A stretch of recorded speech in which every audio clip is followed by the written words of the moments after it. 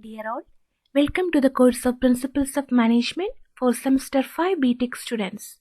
I am Lakshmi Vijaykumar, Assistant Professor, Department of Basic Science and Humanities, Rajgiri School of Engineering and Technology. In this session, I will discuss the topic MBO. In the changing economic environment, old techniques of management do not give better results. The expansion of business in size and technology have necessitated a new thinking in managerial approach. A number of new techniques of management have been developed in the recent past, and MBO is one of them. MBO is a strategic approach to enhance the performance of an organization. It is a process where the goals of an organization are defined and conveyed by the management to the members of the organization with the intention to achieve each objective.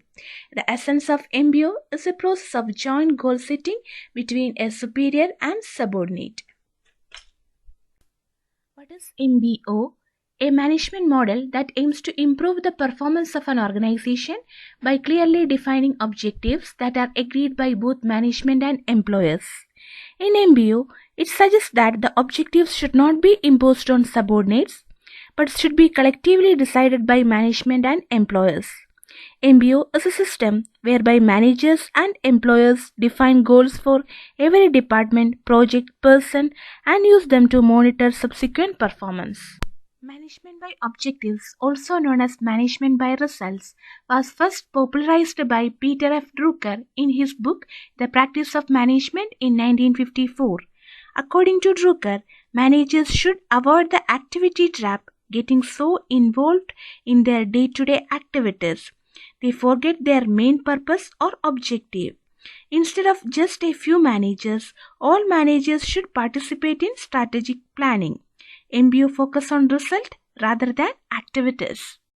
Let us discuss the definition of MBO. MBO can be defined as a process whereby the employers and the superiors come together to identify common goals.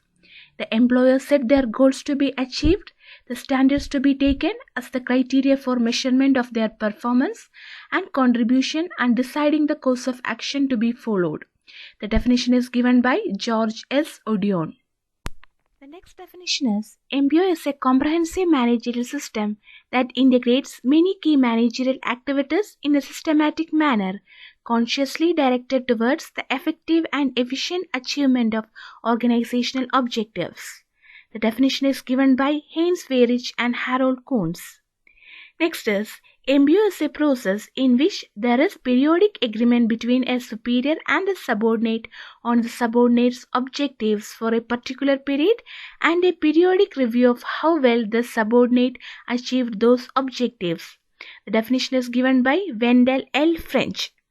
From this definition, we can understand that MBO is a process whereby superiors and subordinates sit together to identify common objectives and set the rules which are to be achieved by subordinates. Thus, it assesses the contribution of each individual and integrates individual objectives with those of the organization. Subordinates are allowed to make creative decisions on their own. Superiors are available for assistance, advice, and direction. MBO harmonizes the goal of an individual with the organizational goal. The principle behind MBO is to make sure that everybody within the organization has a clear understanding of the aims or objectives of that organization, as well as awareness of their own roles and responsibilities in achieving those aims. Next is the features of MBO. It is most widely accepted philosophy of management today. It is rewarding and demanding style of management, accomplishment of objectives through all concerned persons, participative and democratic style of management. It's a systematic and organized approach. MBO is a management system in which each member of the organization effectively participates and involves himself. In MBO, we can see superior subordinate participation, joint goal setting, support and encourage from superiors. Next is the process of MBO. The first step in an MBO program is the establishment of clear goals which are understood and accepted by both superior and subordinates. Once the employees are briefed about the general objectives, plan, and strategy to follow, the managers can start working with their subordinates on establishing their personal objective. Though the MBO approach is necessary for increasing the effectiveness of managers, it is equally essential for monitoring the performance and progress of each employee in the organization. In MBO, there is continuous feedback on performance that allow individuals to monitor and correct their own activities.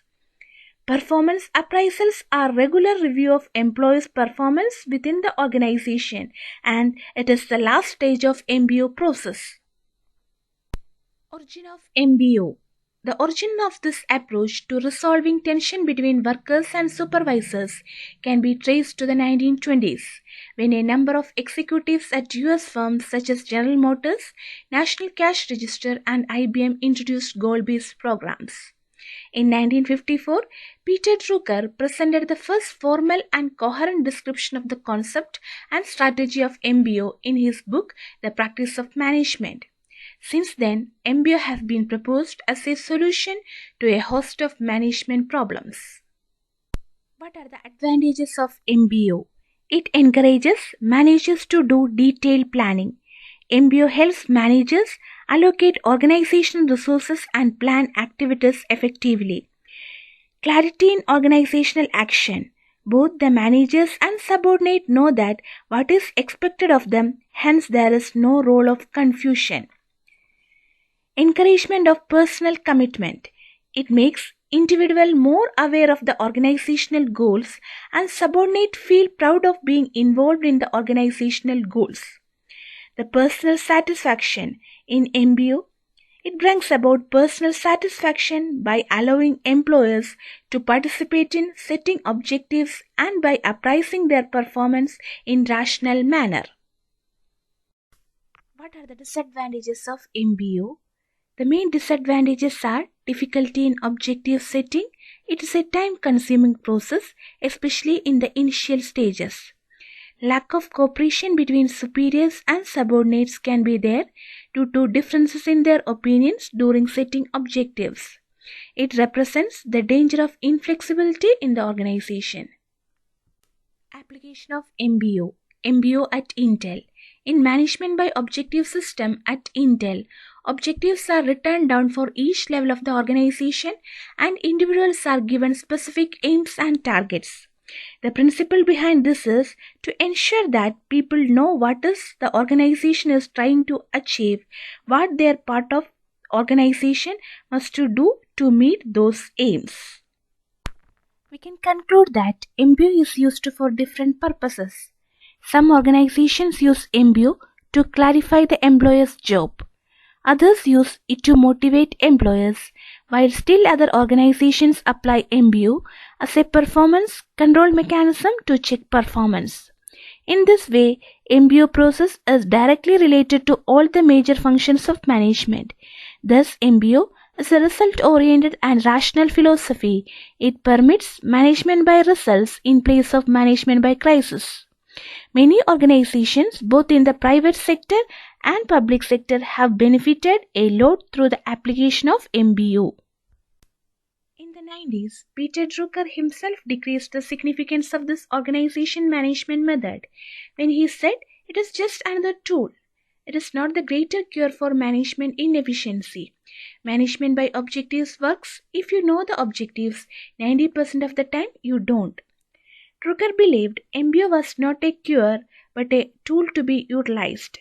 It gives organization a process with many practitioners claims that the success of MBO depends on the support from top management, clearly outlined objectives, and trained managers who can implement it.